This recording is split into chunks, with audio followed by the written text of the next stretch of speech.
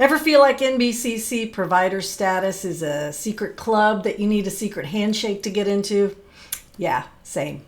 In this video, Kimberly Parker unpacks exactly what you need to do to become an NBCC provider and what not to waste your time on.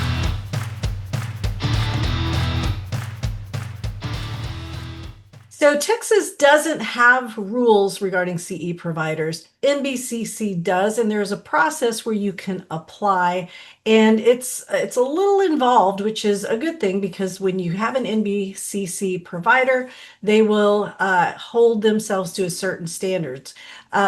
So you're going to learn about that tonight, and Kimberly has been gracious enough to agree to do this kind of a shortened version of a course that it's a longer course that she teaches, and she's going to give you more information about that. So if you do want or need more information about that, you can reach out to her.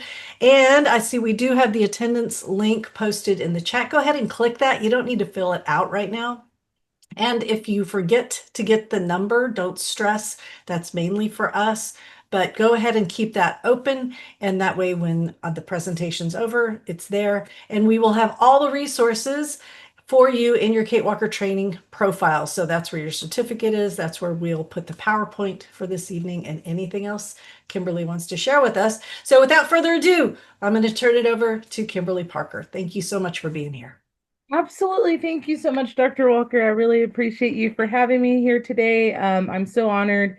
This group has been so helpful for me, especially as a newer clinical supervisor for associates. So I just am so grateful to be here. I also feel like I see a couple familiar names, so it's always nice to see familiar faces and kind of put a face with the Facebook group or whatever it may be. So thank y'all so much for having me here. I know that this time will probably go by pretty quickly, so I'm going to go ahead and share my slides with y'all. And if you could also confirm for me if you see the document that I dropped in the chat, because that should, okay, you do? Okay, awesome, awesome, awesome, awesome. Okay, very good. All right, let me go ahead and move this up a little bit. All right. So I always like to check in at the very beginning of the presentation, especially Canva tends to be very rich in its document or its bite size. So as it's taken Hey, time to load. Kimberly, I'm going to stop you. I said yes, and now I don't see the document. So you can either drop that again or just, I think you sent it to me in an email. And so everybody, I will drop that into your profile Yeah, as yeah, no, well. absolutely, for sure. Okay, let me drop it here. That way you all can follow along.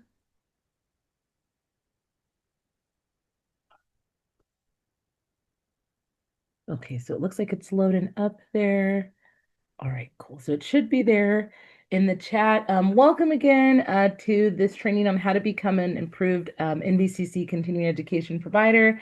As Dr. Walker mentioned, this is a larger class. I typically do it workshop style over about 4 hours, and that will be coming up again. I usually do it once a quarter. That will be coming up again next week, so I'll give y'all more information on that. But I wanted to at least provide you with the meat and potatoes so that you can get started. You can get started or you can continue.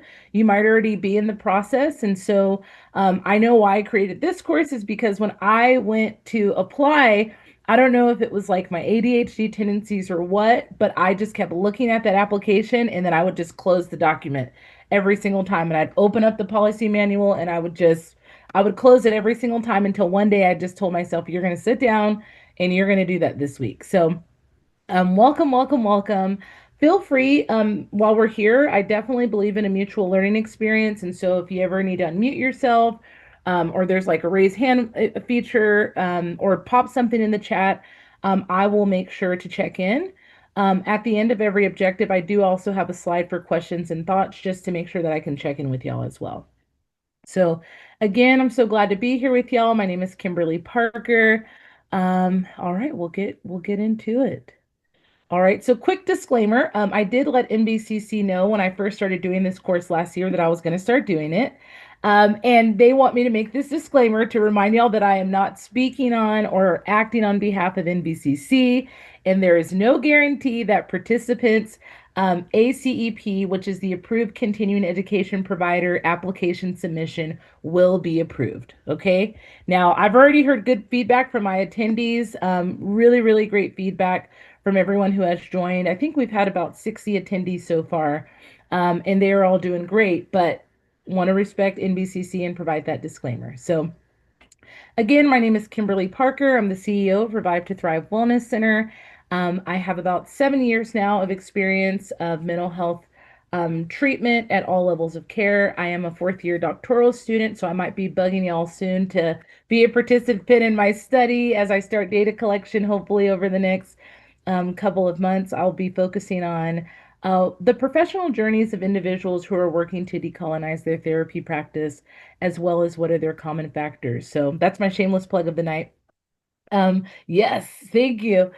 Again, my roles are being the CEO, being a therapist to my amazing clients. I typically work with cycle breakers who are wanting to break generational patterns, but also love their families and are very collectivistic. So we try to figure out how to merge the two. I offer trainings and speaking engagements. The trainings that I typically offer are on the topic of cultural humility, as well as the NBCC course. I'm also a clinical supervisor to some amazing supervisees, researcher, and instructor. I'm telling you this because there is a course that I do with a psychiatric nurse practitioner friend that I have, and I'm always looking at feedback whenever doing courses, and someone mentioned I really wish y'all would have taken time to like tell you a little bit more about it yourselves because I might want to continue working with you. So I think for the purpose of that, I wanted to give you my bio, but also for the purpose of knowing who you're learning from. I'm really big about like that. Know who you're learning from and you know that you can trust that person's knowledge, whatever it is that they're going to share with you. So just so I can kind of get a better idea of who's in the room and what courses you're offering or what courses you want to offer. I'd like to see if y'all wouldn't mind popping in the chat just a little bit more about yourselves. Your name, if you want to share a little bit more about who you work with, maybe it's that ideal client that you work with, as well as if you can tell me if you're currently offering trainings or any continuing education courses. And then if you want to share your biggest hope for today, that's also great. So yeah, I'll just give you a few moments to drop that in the chat. Again, I would love to learn more about who's here. And again, if you are offering courses, maybe even the topics, if you already have the topics that you are wanting to, um, share or train on, I'd love to hear more. I'll give you a few moments to pop that in the chat. You're also welcome to unmute yourself as well, if that works better for you. All right, Marshall. Okay, and that is a very familiar name. I know at some point in time, I feel like you have been a great resource, is what I'm thinking. Awesome. Okay. You want to take your, okay, yeah. And turn it into a CE session. Yes, that would be awesome. Now, if I could ask you this, again, I'm just trying to get a better idea for who's in the room here. With the ebook that you're referring to, you want to teach folks how to create the ebook, or the ebook you want to translate that? You're saying based on what the topic is, you want to translate that into a continuing education course.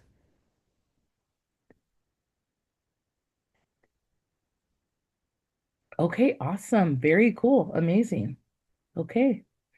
All right, Lynn says you train. All right, play therapy. All right, awesome, awesome, awesome, awesome. Dr. Tara Fox, amazing.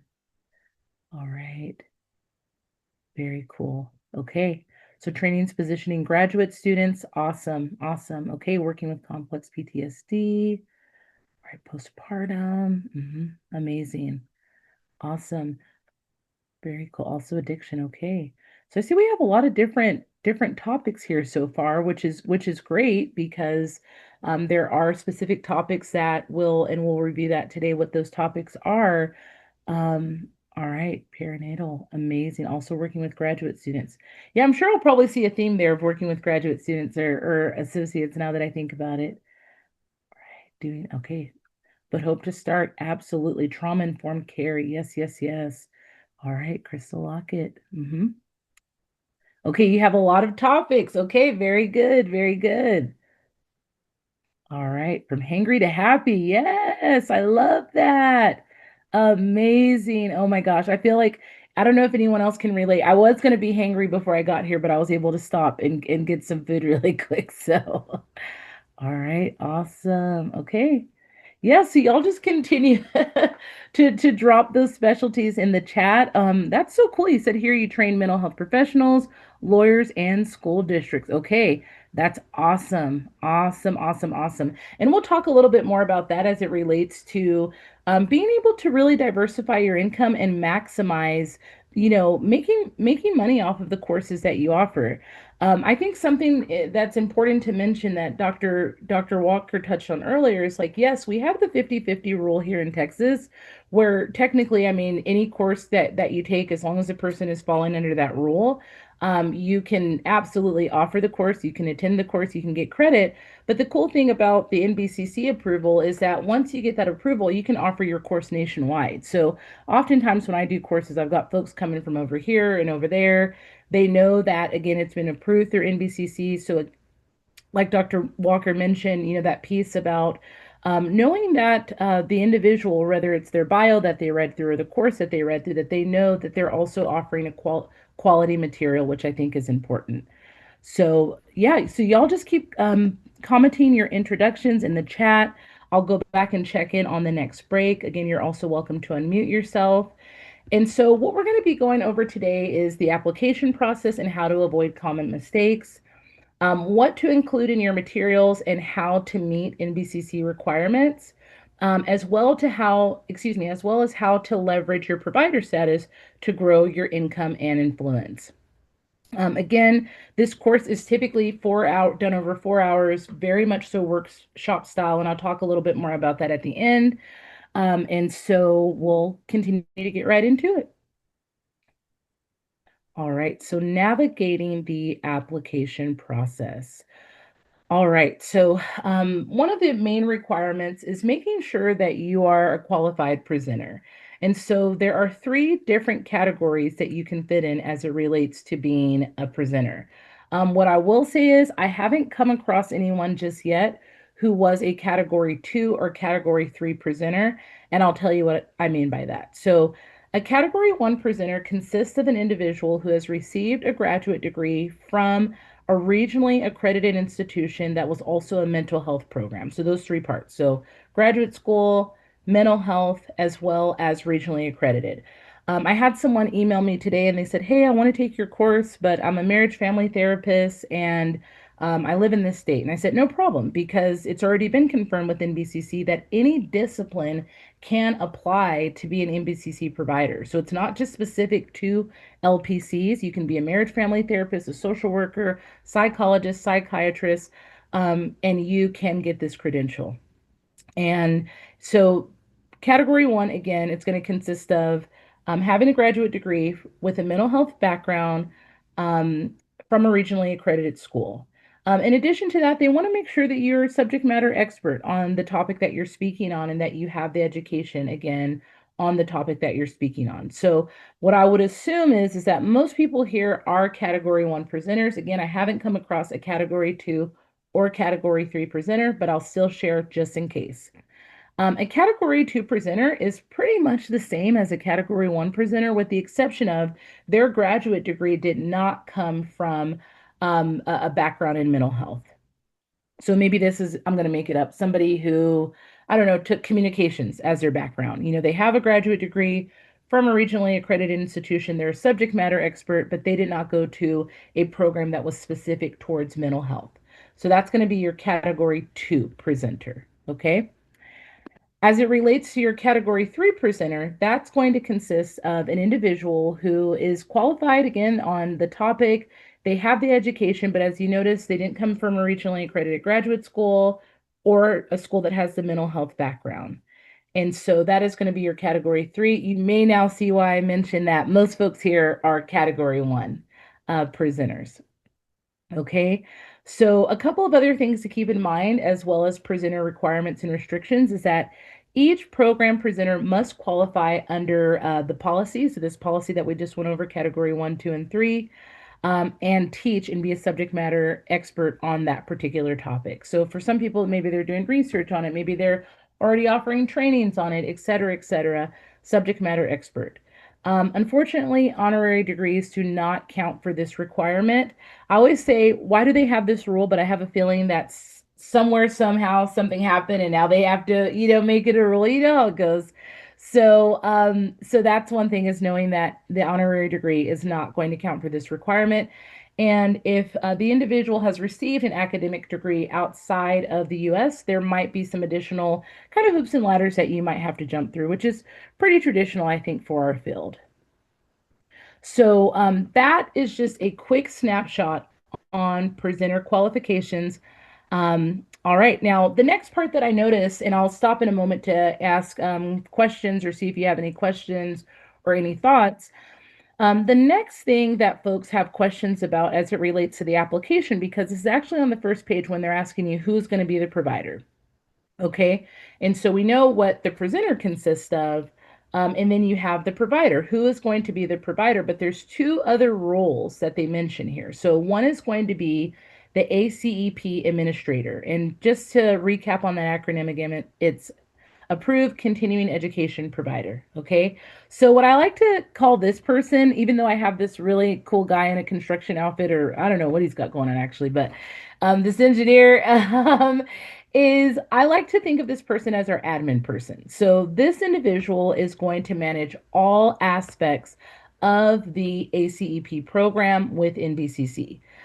Some of the key responsibilities include to serve as the main contact, handle the application process, oversee program administration and compliance, as well as manage approval and maintenance of ACEP status. So I have some folks who I actually serve as all three roles, and I'm going to get to the next role here in a minute, just because I am a one woman show at this current time. But I have someone that I was working with recently, and they're like, Kim, I'm really not the most organized person. I think I want to have somebody else serve as the ACEP administrator. And that's perfectly fine. That's perfectly fine. There's a lot of organization to keep in mind, whether it's the program or it's you're keeping the summaries of the evaluation, you're keeping a copy of the certificates, and really anything that you will need to be prepared for audits. And so having organization or having someone who is willing to organize all of those things as well as handle the application process is ideal. Additionally, based on when you get approved, a year from there, you're going to need to pay your annual fee as well. If I remember correctly, it was about $300. And so with that being said, you are going to want to make sure again that you have that person, your admin person, who's looking out for these types of emails. They know about any upcoming audits, they know about any fees that are due so that you can maintain your status. So that is the ACEP administrator. That's going to be your person who's all things admin. Okay. Now, this next person, the nickname that I use for this person, again, I'm all three. And sometimes I just feel like that sounds like I'm so full of myself, but no, I'm just a one woman show over here right now. So this is what I like to call the quality control individual. Okay. So like I mentioned, you can serve as all three roles. You can be the provider, you can be the admin person, and you can be this quality control person who is called the program content administrator. This individual is going to make sure that your programs are maintaining quality and integrity in the content that is being shared. Okay. What you'll notice is that it also requires that they hold an advanced degree from a mental health field. And so if you are a category one presenter, which again, I'm assuming most people here are going to be that category one presenter, then you're also eligible to be the program content administrator. And this individual will be responsible for ensuring program content meets the NBCC standards, verify presenter qualifications, maintain educational integrity, and they may also serve as the administrator because, again, you can serve as all three if you choose to. What I will say is to one of these points here, it mentioned verify presenter qualifications. So I know maybe a little bit ago, I ended up doing a panel with about four other colleagues, and I was trying to figure out There is a difference obviously between the provider, so the person who handles all things provider, versus the presenter, the person who's going to present. And I was trying to make sure that I had all of the materials needed, again, because I want to be prepared for any audits that come up. And so, one way that I saw fit to do this was to collect their resumes, because that's going to tell me anything I need to know about their experience, their education, et cetera, et cetera. So that could be one way that you're verifying presenter qualifications. What you also notice in the application is 9 pages total, that it does have a form that will ask the qualifications of the presenter. So that's another alternative, is providing whoever's going to present for you another form. I think that's important to note because there are different applications. So today we're talking about the ACEP provider application, right? And that is so that once you are approved, any program that you provide under that particular provider name can be covered through NBCC. Now, if you choose to collaborate with someone, you may or may not need another application, but that's going to depend on their involvement. So, as I mentioned, when I did the panel with 4 other presenters, I handled all things provider. And so I was able to serve as a provider without paying NBCC another fee and filling out another application. I just said, you guys, I'm going to take care of all the provider things. You just show up, look beautiful, and be so smart like you already are, and bring your presentation materials, and I will handle registration and passing out certificates and all of those things. So I think that's important to notice, because sometimes when you look at the website, you'll think that you might actually need to fill out a separate application to collaborate with someone. But as long as you're willing to serve as the provider and handle all things provider, you will be good to go. Okay. And I just wanted to mention that again, because that was actually like a huge misconception that I had. And the initial application is $800. And so folks usually have questions about that as well, of like, hey, when I pay this $800, I see there's also an additional fee of $400, and that is correct. And so what that means is, when you apply for the first time, you're applying for one format. You can choose to apply for 2 formats at once, but when you apply for the first time, usually folks are applying for the first one. I applied for the live format. That means any training that I offer live or in person is covered. That application is $800. Should I decide, or should you decide to add on-demand courses, they are going to require that you pay an additional $400 to be an on-demand provider. So I also want to be sensitive to the fact that $800 or $1,200 up front is a decent amount of money. So I want to acknowledge that. And I think that's one of the barriers that comes up with this application. And what I try to get folks to rest assured on is, by offering your courses, it can be very, I don't know if I want to use the word easy, but it can be easy-ish, and very quick to make your money back, because it can be very profitable and a very good way to diversify your income. So let me get to this slide. I think this is a slide where I can check in with you about, oh, one more slide, and then I'll check in with you about questions or thoughts. Again, this is in the PowerPoint. Your 3 best friends are going to be the actual application. There's also the policy manual, which we're going to be breaking that down more and more in this presentation. And then they also have what they call a toolkit, which is nice because you can kind of click on there and get different visuals for the actual certificate and things of that nature. So those are going to be your 3 best friends, your 3 best websites for this process. Let me check in with y'all. I see a couple of questions may have come in through the chat. And again, you're also welcome to unmute yourself as well. Hey, Kimberly, I just want to mention, when I applied, I actually applied for both, and Yeah. I did not get the live certification. I hadn't given enough at that time because it was COVID. I hadn't really done any live webinars, so I didn't have one to give them. They gave me, so I blew $400 or whatever it was. So, be be patient, I guess it would be my advice. Make sure you have your stuff together and you feel good about it before you hit that send button. I mean, would you agree?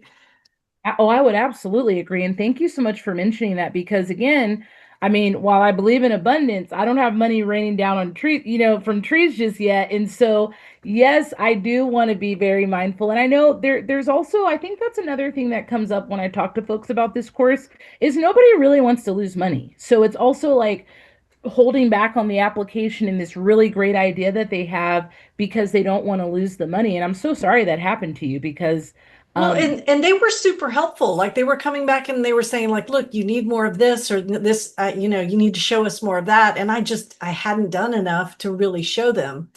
But, the money's already spent and there we go. Exactly.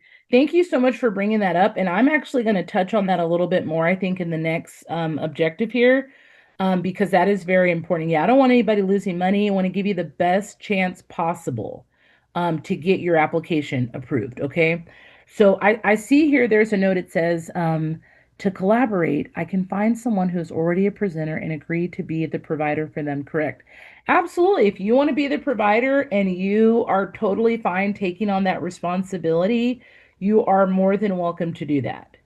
And I'll give you another example on that is I have a friend right now. Maybe some of y'all may have heard from her. I promise this is not another shameless plug, but she's working on her dissertation and she is offering a continuing education course as like an incentive to do her survey for her dissertation.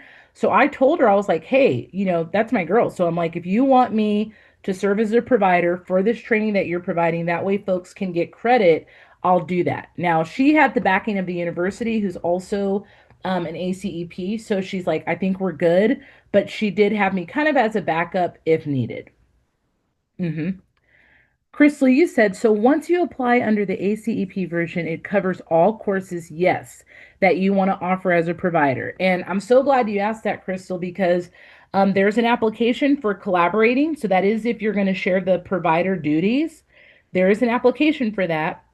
And with that application, you actually have to pay, it's like in ranges. So, like this course I offer with Bonnie, if we want to offer it like 1 to 5 times, they'll charge you X amount of money. And we would just keep having to pay that over and over and over again if her and I wanted to collaborate as providers and presenters. But in the case where you're taking on the full responsibility of the provider, you don't need that additional application. But to get a little bit more specific with your question, Crystal, yes, any course that you want to offer, as long as it is following the content material for NBCC and what their requirements are, all of your courses are covered under that.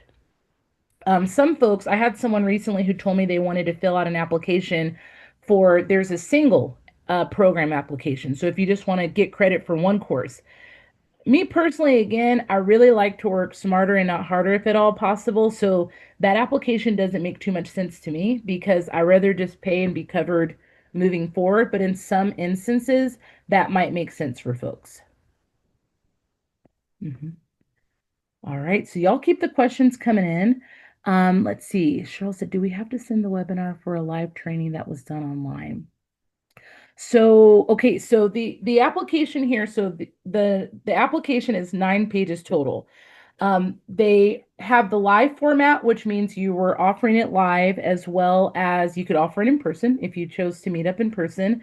But then they have a separate part of the application for on-demand courses. So I just want to be sure, Cheryl, for this webinar that you're talking about, are you saying that if you wanted to be an on-demand provider, would you have to provide them with the recording of that course? Is that what you're asking? But it actually doesn't sound like, because you mentioned live training. I want to make sure that I'm answering that correctly. If you wouldn't mind unmuting yourself, or if you could elaborate on that, I want to make sure that I answer your question sufficiently.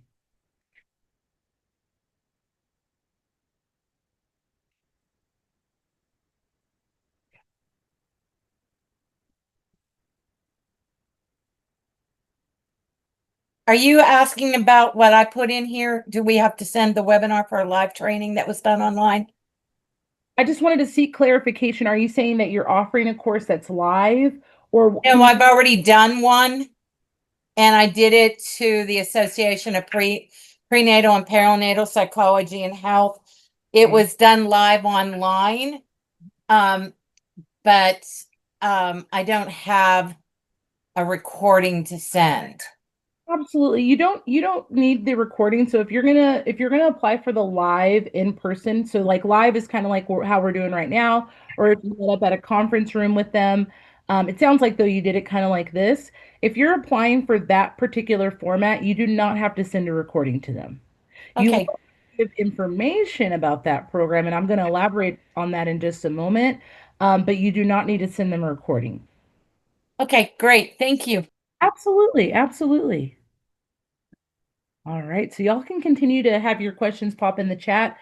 Just to recap, I'm a big recap person just because I want to make sure that we're going from hidden objective to objective. Is so far we've talked about the roles, right? So we have who's the provider, so that person who's going to take the responsibility. Some people use their name, some people use their business name.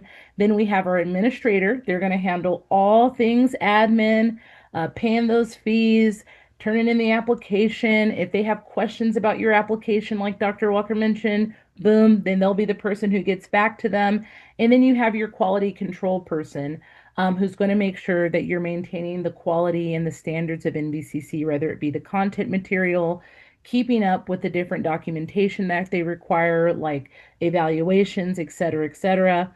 That is going to be your program, like I like to call it, the QC, your quality control person. Okay. We also talked about the different category of presenters, so category 1, 2, or 3. And again, I'm making the assumption that most folks here are going to be category 1, meaning that you have a graduate degree from a regionally accredited institution with a background in mental health, and you are a subject matter expert. All right. Now, what to include on your application? So the application is 9 pages total, and it consists of a few items. So the first thing that you're going to include, and we're speaking again specifically about the live event program, is attachment A, and that is going to be all about your program that you are applying for. Okay, so let's say if somebody has a course, I had somebody, Daisy, she was doing a course on making play therapy culturally responsive for Spanish speaking families.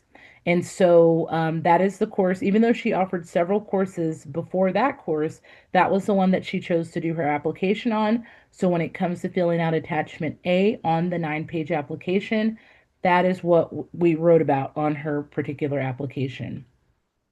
In addition to that, they're also going to want a brochure or any type of agenda, any promotional materials that you that are attached to that specific course.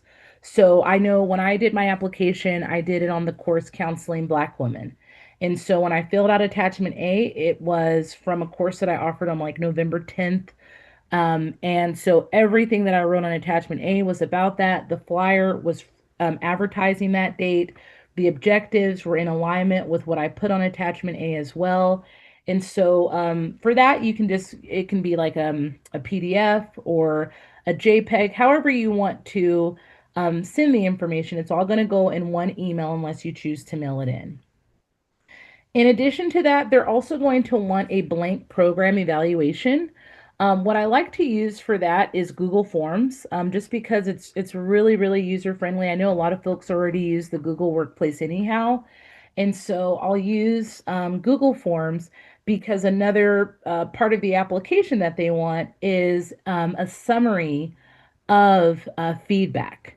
And so you have the blank one that doesn't have any responses on it, but then you also have a summary that they want you to include as well. So I think it's important to bring this up, and we're going to get to this in just a moment, is that it is required, and I think this may have been what happened when Kate, Dr. Walker, when she applied, is that the information that you fill out is going to be on something that you've already offered.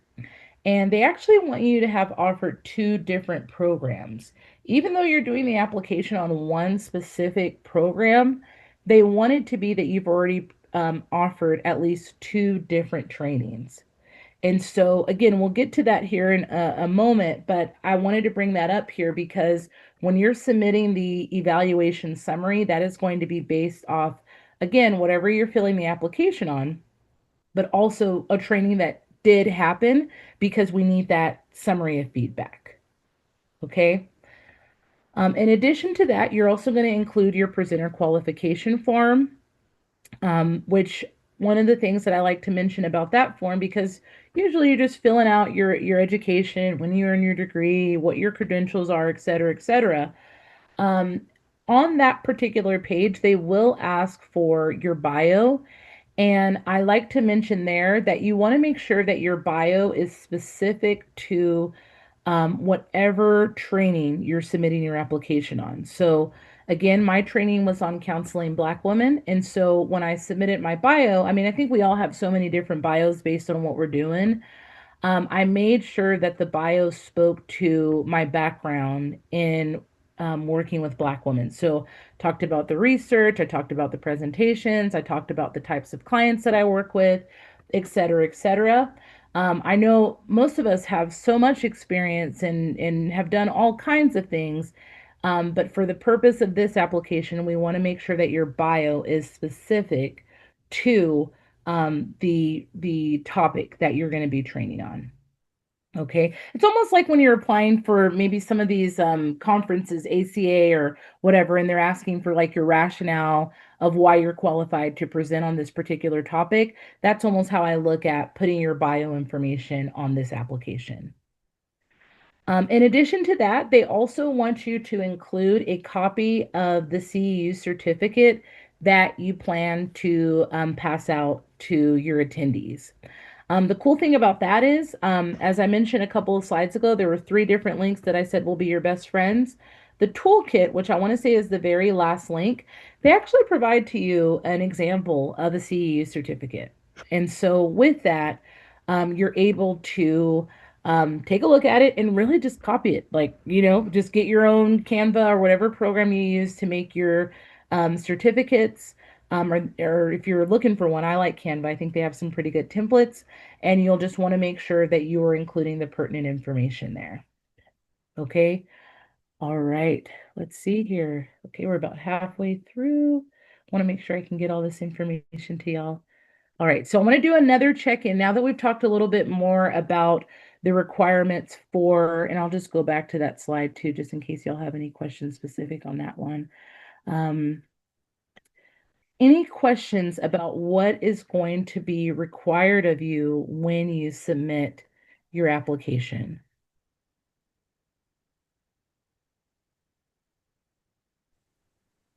You can pop it in the chat or you can unmute yourself, whatever works best for you.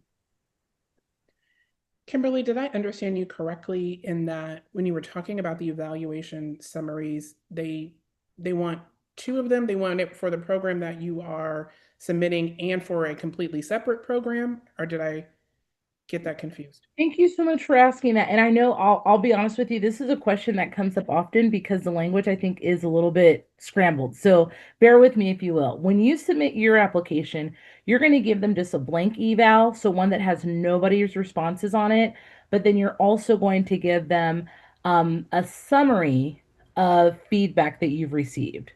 So, and that's why I like Google Forms, because you can download just your blank evaluation, but then usually I want to say it's like the middle tab of the Google Forms, it'll give you the summary. So every single question that you ask folks, you can just download that summary and it's going to give you a beautiful summary. So let's say if you have a question, I have maybe some Likert scale questions in there. A lot of fill in the blanks too, because they do want people to be able to offer open-ended feedback as well.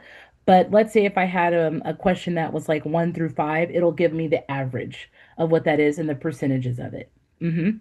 Absolutely. Now, to your point about a different program, I think I'm going to explain that in like the next slide, and it will make a little bit more sense there because you are correct that another program is required, and I can elaborate on that for sure. Thank you. Any other questions? And again, you're totally welcome to unmute yourself or pop it in the chat.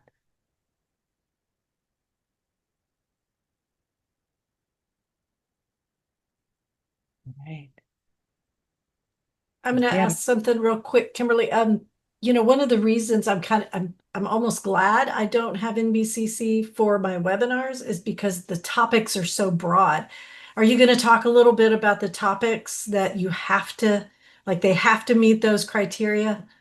Absolutely, absolutely. Yes, that's such a great question. That because that's so important. I mean, I think that's the such the meat and potatoes. And I know there were some folks with the panel that I recently did. It was on diversifying your income, and some folks were like, "Is that really a covered content area?" And it is. It actually is, as it relates to that professional development, and also I think as it relates to self-care. I mean, I don't know that it's sustainable that we only do one-to-one care. So we will absolutely go over the content.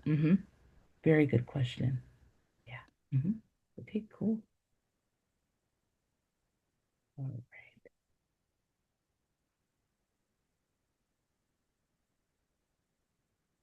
All right. So how to meet NBCC standards. So again, it's already kind of been interwoven into this presentation a bit because again, we're talking about what type of category presenter you are, making sure you have your three roles, your provider, your admin person, your quality control, and then also talking about what is actually required of the application. A couple of notes. So you want to make sure again that you are offering a course that is covered under the policy as it relates to the topics and the content that is acceptable. And we're going to go into that in just a moment. In addition to this, and that this is going to go a little bit with the last thing that we were talking about, is you want to make sure that you have offered at least two different live programs or one home study program that qualifies for NBCC credit. Now, I'm going to be honest with you. I'm not exactly sure why there's a huge part of me that wonders, well, why do you have to offer two if you're only doing an application on one? I mean, you're literally not going to write anything else about this other course that you offered. My suspicion is they want to make sure that someone has practice in doing this. That's my suspicion. But again, so I did it because again, when it comes to paying $800, I don't want to, just take a wild guess and then just hope that, so I want to say by then, maybe the courses that I had offered was the course that I do with Bonnie Stice on cultivating what is it? The four roadblocks to counselor growth. So that's a cultural humility course, and then counseling Black women. But I only did my application, and all my application materials were about counseling Black women. Okay. Some people ask me, like, hey, like, I really want to submit my application. Like, do I need to wait till I get a bunch of people to sign up? I only had five people at that particular, yeah, only five people. So when I submitted my evaluation summary, when I submitted my application and they asked me how many people were there were only five people, and that was completely fine. So another quick way, if you're like, hey, I want to apply for this sooner than later, but I haven't met this requirement yet of offering at least two different live programs, you might consider, especially since we have a lot of supervisors here in the room, that if you're offering supervision, maybe there's like a 1 hour course that you've created that could be a part of your supervision experience. Maybe if you have like a 2 hour group or 1 hour group or something like that, because what is required, that it's going to be a topic that is covered and meeting the requirement of NBCC. And also, another way that you can kind of do this is because not only is it going to be content that is specific to NBCC, which we'll get in here in just a moment, but it doesn't have to be, again, you don't have to have like 10 or 20 people. So if you wanted to, let's say if you have 3 or 4 supervisees and you have a topic that you want to present to them, that's another way of meeting this requirement. It doesn't have to be extensive. Why? Because programs for NBCC are made for graduate level counselors, and we know your associates are graduate level counselors. So that would be sufficient. Okay. Now, if you already have courses in your pocket that you've been offering, then you are meeting this requirement. Oh, I think I forgot to go over the last one here. 1 second. I'm sorry. All right. In addition to that, okay, this is just mentioning that you want to make sure that you have your admin person. You also want to make sure that you have your quality control person, as we mentioned, that's the individual with the graduate level degree with a background in mental health, and they are a subject matter expert. They're going to be your quality control person. You want to have, of course, a complete application with fees, materials, et cetera, et cetera. Again, as it was mentioned, they are pretty nice. I know that it can be a little bit nerve-wracking to hear back from them and to see what feedback they have. They had feedback for me when I submitted my application, and initially I was shaking in my boots again because I was like, I really don't want to waste my money. But they were so nice and they were so helpful, and it was something we were able to wrap up within like maybe 3 days. So, all right. So, in addition to that, again, I have a feeling this is one of the rules that they have because it happened, and so now they have to mention it, is you just want to make sure not to advertise yourself as an NBCC provider until you get the go-ahead from them. So those are just a bit more as it relates to the qualifications. I see a question in the chat. I'm going to stop for a moment. Yes, exactly. You can use your supervision group. Absolutely. And I'm pretty sure again when I did the training with Daisy again, she already had her course that she was offering on um making play therapy culturally responsive for Spanish speaking families. And she's like, I really want to turn my application in sooner than later because there is a turnaround time. And that was what we came up with after confirming with NBCC that it's about offering courses to graduate level counselors. Doesn't matter what their discipline is, as long as their state, as long as their board approves the NBCC credit, then it will be acceptable. And then, of course, we know for LPCs, and they're called different things in different states, without a doubt, the NBCC credit will be acceptable.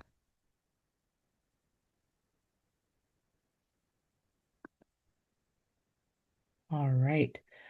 So, how to avoid common mistakes. And so, as it relates to documentation and organization, you want to make sure to do your darndest as it relates to the organization. I know I mentioned that earlier, especially as it relates to whoever you designate to be your admin person. A couple of things that you might include might be different folders or subfolders that you have on your computer. External drives. I know I had to buy one of those eventually because my computer just started breathing so heavily after a while that you need that external drive every now and again. Dropbox, the cloud, Asana or Trello. I really like the idea of using a project management system like Asana or Trello just because you can do attachments, you can label, you can have a different section for every course that you offer. It's really going to be what works best for you and your organization skills or whoever you designate to be your admin person. As far as common mistakes to avoid, you want to make sure that when you complete the evaluation form or when you create the evaluation form, that you do have questions that are specific to ADA accommodations. So you're welcome to take a look, but on my website, I have a notice there. I also have it listed under the facts section on my landing page. But then again, when passing out the evaluation and survey, I do have two specific questions about accommodations and were they offered, were they sufficient, et cetera, et cetera. So that's a common mistake that comes up. Also, incomplete application. I like to address the application like I address when we fill out assessments or we're filling out some type of intake form. Even if there's nothing that you need to put there, I still like to put non-applicable because for me, what I was taught was that if you put that, it lets them know that you noticed it, but it's just not applicable, opposed to it being something that I skipped over. And so making sure that you really fill out every nook and cranny. Sometimes I'll see, because I do review applications as well, sometimes I'll notice things like a missing signature. I will also notice missing credentials and things of that nature. So really doing your darndest. I know it sounds very simple, but again, because I want everybody to get their money's worth, you want to make sure you fill everything out, okay? Missing documentation, okay? Because again, the application itself is 9 pages, but as we talked about, there's other components that are included, whether it be your CE certificate or your evaluation or your summary of evaluation. So we want to make sure that we are including all pieces of the application. One way that I did that to make it a little bit easier for myself is I included I pretty much copy and pasted what they told me was required for the application, in which I took out of the policy book. And when I sent the email to NBCC, I just made sure to touch on every single thing that they said they wanted, which we've talked about here as far as the application and the materials that go along with it. But that could be one way just to make sure that you're including everything. In addition to that, another common mistake might be inadequate course content. And so, if you are presenting on something that is not covered by the policy, which we're going to go over those content areas because I think that's a really important thing to discuss. The only other common mistake again that I see, and this happens sometimes when we're workshopping, so when we're doing the 4-hour course, or again, if I'm reviewing someone's application, is unclear learning objectives or learning objectives that are a little too hefty. And what I mean by that, I think back to this wonderful person who came to the course, and like many of us, I think I saw that in the chat, we have so many great ideas. And so we were doing our workshop, and she's like, "All right, here's my first objective." And it was actually about 4 different objectives in one objective. And so the reason why I like to point this out is not to come down on that person because she's awesome, she's wonderful, but because we really want to make things as simple as possible for the reviewer. And if they can't make their way through the objectives, which the objectives are to be in alignment with the content that is required, then that can kind of slow things down. You might get them, writing you back to make edits and things of that nature. So again, we want to do our best to keep them measurable and as clear and as concise as possible. You only have room for 4 objectives, and so I have had it before, depending on what the objective is, we've been able to find like some cool ways to condense them. But do want to make that note that if we can make them as clear and concise, that would be one way that we can get the application through and get it approved. All right. So tell me this, any questions? Any questions before we proceed? I know we have a few more slides here. You've got a question in the chat about early application course participants. Can they use the certificate later? And I hope I'm understanding that, Trina. Let me see, can early applications course participants? Can you, would you mind unmuting yourself, Trina? Sure. So,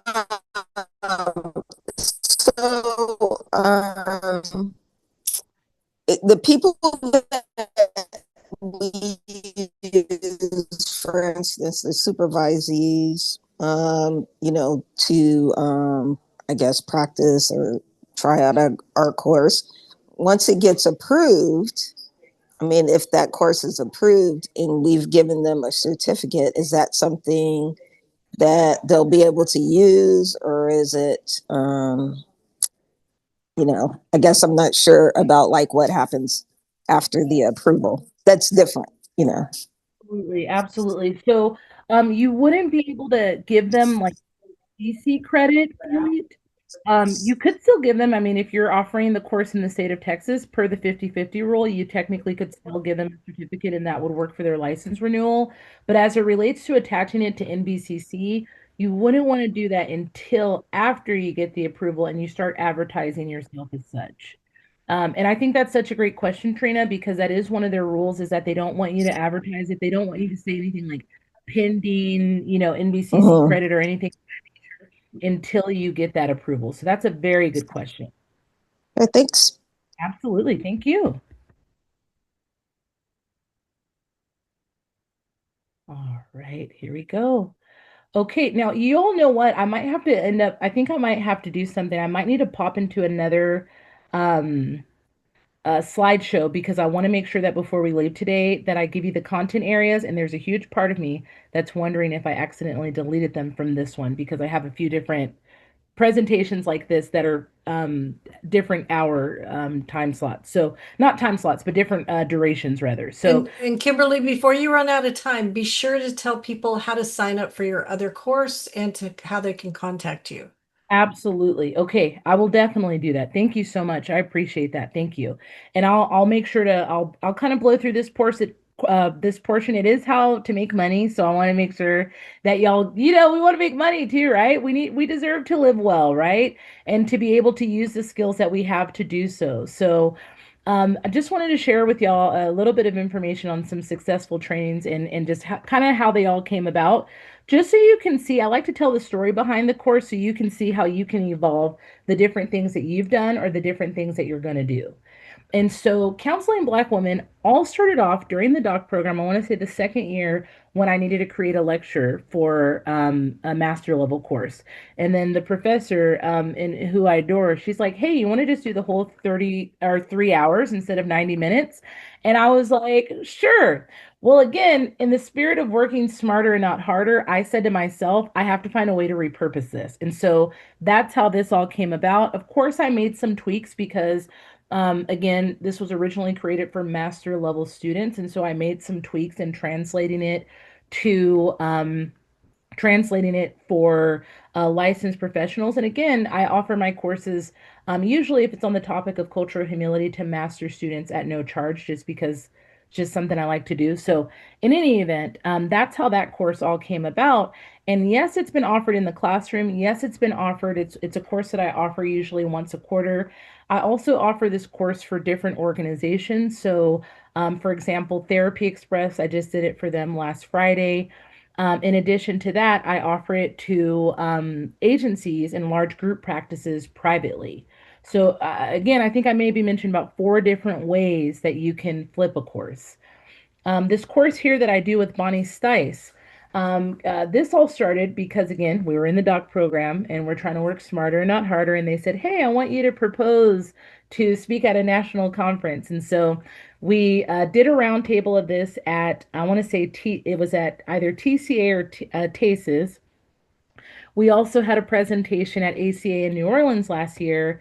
And then Bonnie and I actually just offered this maybe 2 weeks ago to another organization, CBI, who we offered that for and had a really good time with them. And it was pretty profitable, which was nice.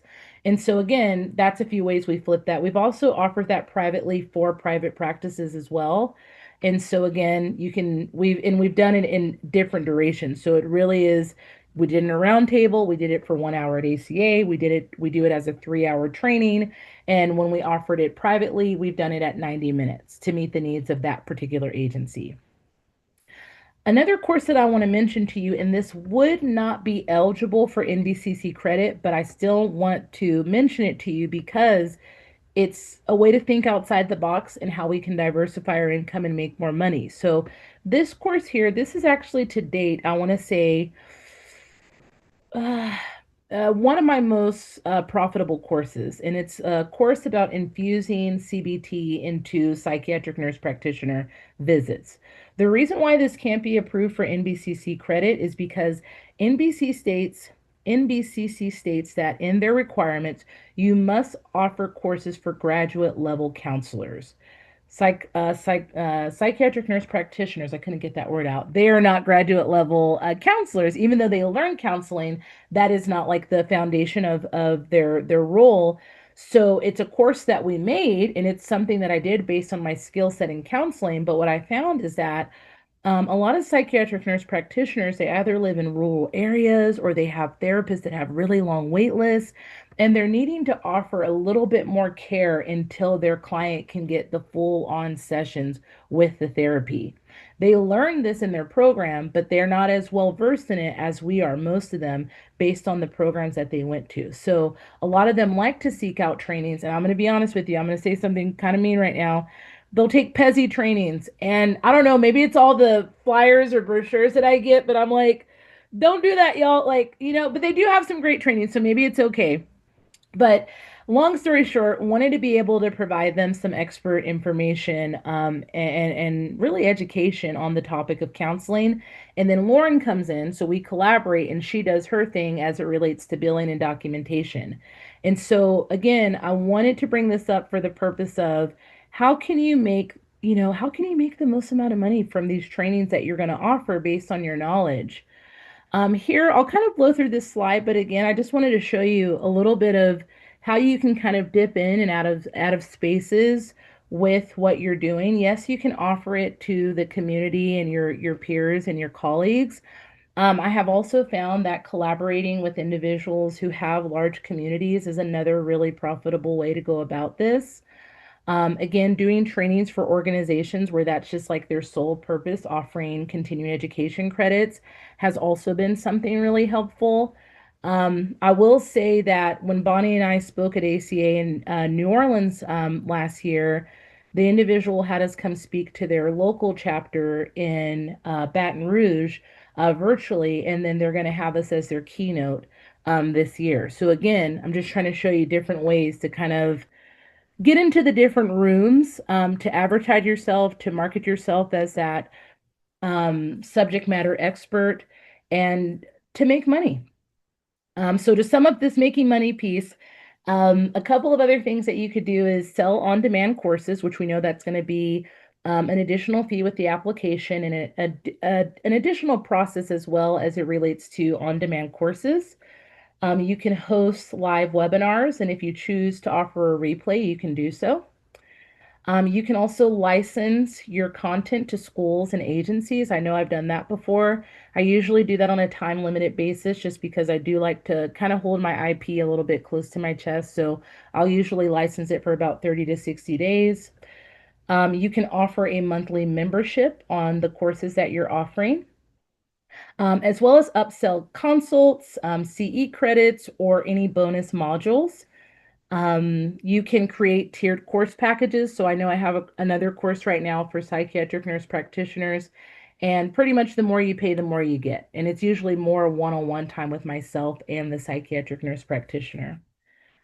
You can also establish ongoing consultant relationships, which is really ideal because typically with the consulting, you can make a pretty decent amount of money in a short amount of time through the consulting work. Partner with aligned organizations, and I use that word aligned for a reason. I really, again, I mentioned before, I love this group and really appreciate the foundations and the values of Dr. Walker. And so making sure that you're aligning yourself with the appropriate organizations. As well as collaborating with other disciplines, with the disclaimer that if you're collaborating with someone else and you're making a course for a different discipline, that it may not be covered through NBCC, but it could still be extremely profitable. And also stay visible and to get credentialed across disciplines. So today we're just talking about NBCC, but it's not a bad idea to get covered under APA or to even get covered for social workers so that when you're offering your courses, they are not just applicable to licensed professional counselors and all the different ways they call us that across the nation, but that they're also available to other disciplines.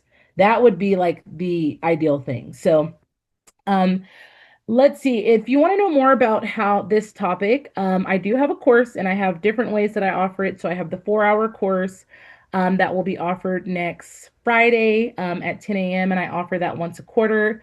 I also have a VIP day, so that's the 4-hour course, but one-on-one, where we solely focus on your course. Same material, but it's much more specialized. A course that I haven't offered in a few quarters is a course where I go over all 9 pages of the application and we go over it step by step. We also go over the requirements a bit more in depth as well. As far as like what the difference might be from this 1 hour, again, I try to fit so much of 4 hours into 1 hour, which is so hard. As you can see, I'm already out of time. But what we do is we do a deeper review of the requirements and expectations because the policy handbook is 24 pages. So we do a deeper dive into that. We also go through the 9 pages of the application step by step, line by line. And then we workshop the application. So for individuals who need help building their bios and their objectives, and we also, what I've tried to do is condense what I learned over about 16 weeks in a teaching course, and I incorporate that as it relates to teaching pedagogy, as well as learning styles so that we can keep in mind how we're teaching and how we are sharing knowledge in a way that works for our attendees. Also offer personalized feedback as well. I did extend the early bird rate of $100 off. And so if you use that QR code, okay, cool. Yeah, if you use that QR code, you'll get $100 off. And that'll be next Friday, but also I'll offer it again And Dr. Walker, I just realized something. I did cut those content slides, which I think is so important. I want to be mindful of everyone's time, but I'm also, I don't know if you want like a quick 5 minute, I don't know what would be best. I can keep it going. If people want to hang out, that's absolutely okay with me. And you can see the other slides. People are asking where to get this information. This is her PowerPoint. She's using Canva. So this is what she gave me is now in your profile, even that QR code. So if you miss the QR code, just go to your Kate Walker Training profile. It's all there. So yeah, if you want to hang out, I'll keep going, Kimberly. Okay, thank you so much. And I'll make this so quick. I don't know how I cut, I guess I got too delete happy, but I originally had like 40 or 50 slides and I was like, Kim, that's not going to work for an hour. So let me get those content slides and I'll just go through that really quickly. I'm so sorry about that, y'all. I kept asking myself, when are they coming in? And they just never came. So let's see here.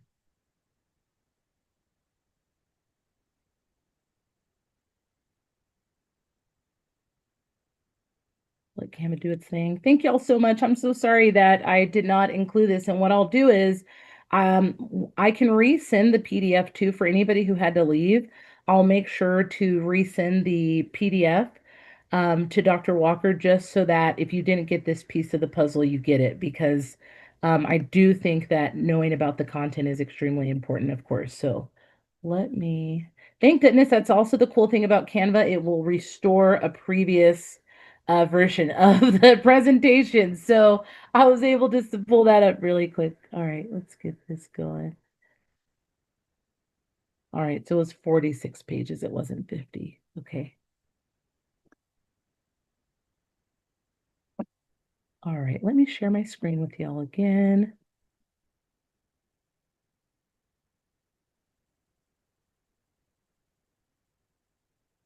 All right, can y'all see this slide here that says CEU content areas? Yeah? Thank you. Okay, cool. All right, so quickly I'll go over the content areas. So when you're thinking about what kind of course you want to offer, again, this is something we typically will workshop together.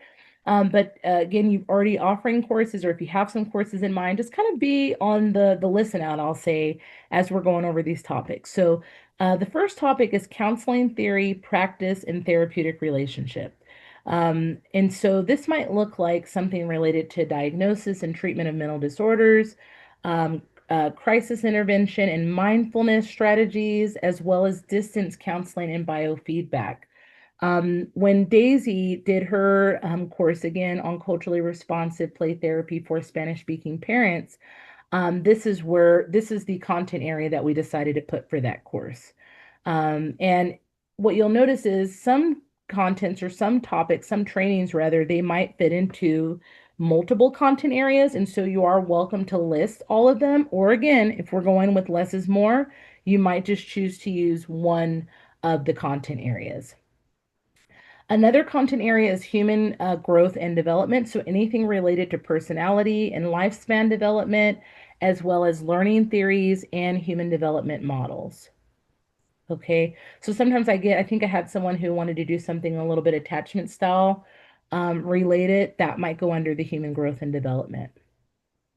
We also have wellness and prevention, so something related to complementary alternative medicine, conflict resolution, anger management, sleep hygiene, that's a big one, nutrition, sex education, and community-based wellness initiatives. That would be covered under wellness and prevention.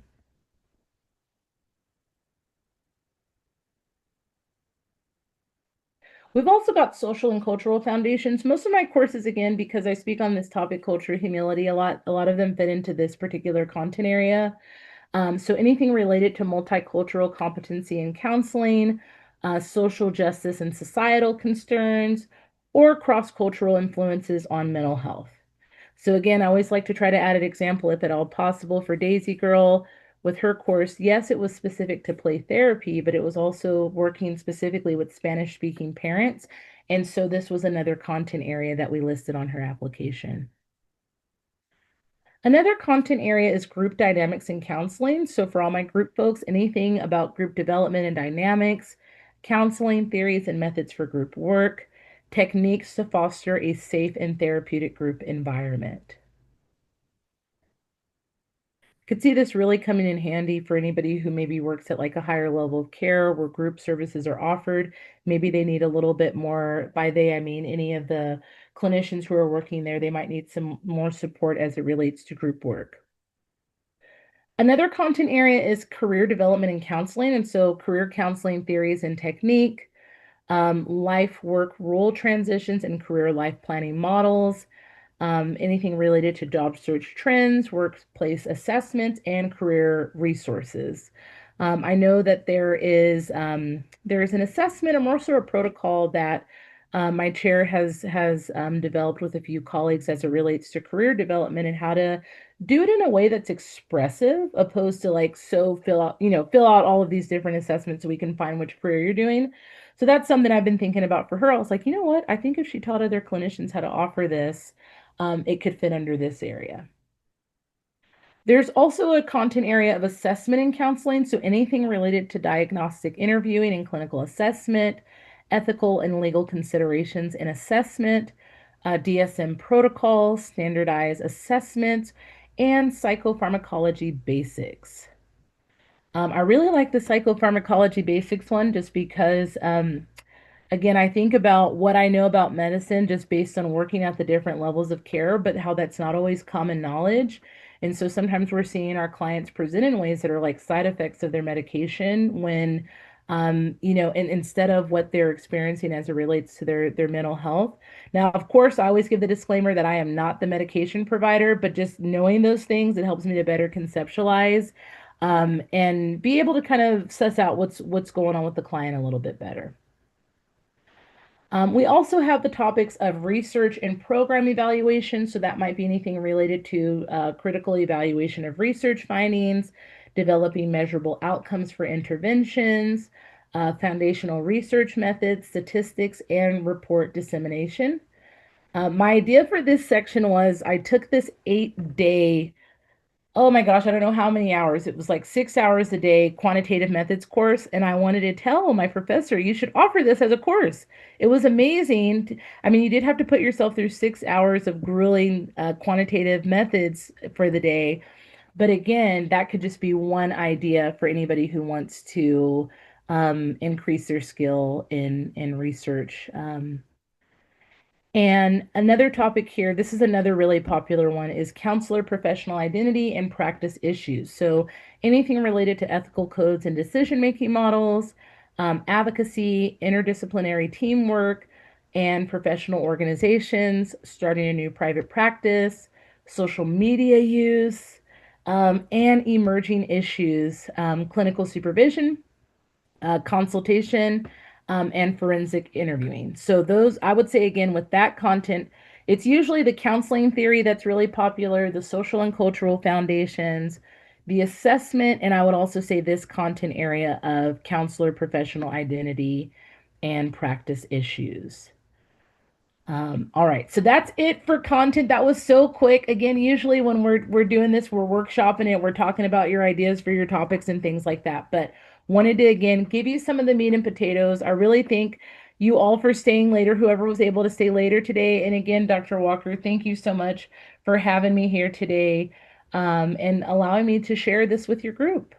Kimberly, thank you so much. This is like one of the number one questions I get asked, how do you do this? And so when I found out you did this, I was like, oh my gosh. So we may have you back. This is something I love, funneling people to good people. So y'all check it out. Check out the PowerPoint, check out her stuff. If you want to do this, it's complicated. I mean, it's just not one of those things where you just kind of fill out a couple of boxes. So highly recommend. Kimberly, thank you so much. And I'm proud of you guys. Thanks for doing something great on a Thursday night. Way to go. All right, everybody, go get some dinner, go get a glass of wine. Yes, good idea. Thanks, Kimberly. One more thing. Someone says if they can't make one, I do offer this course once a quarter. So if they want to, get added to my mailing list, they can do that. And get on her mailing list. This is what I was talking about the other night. Get on her mailing list. Exactly. Amazing. Thank you so much, Dr. Walker. Thank you. All right. See you guys. See you later. Bye. Bye.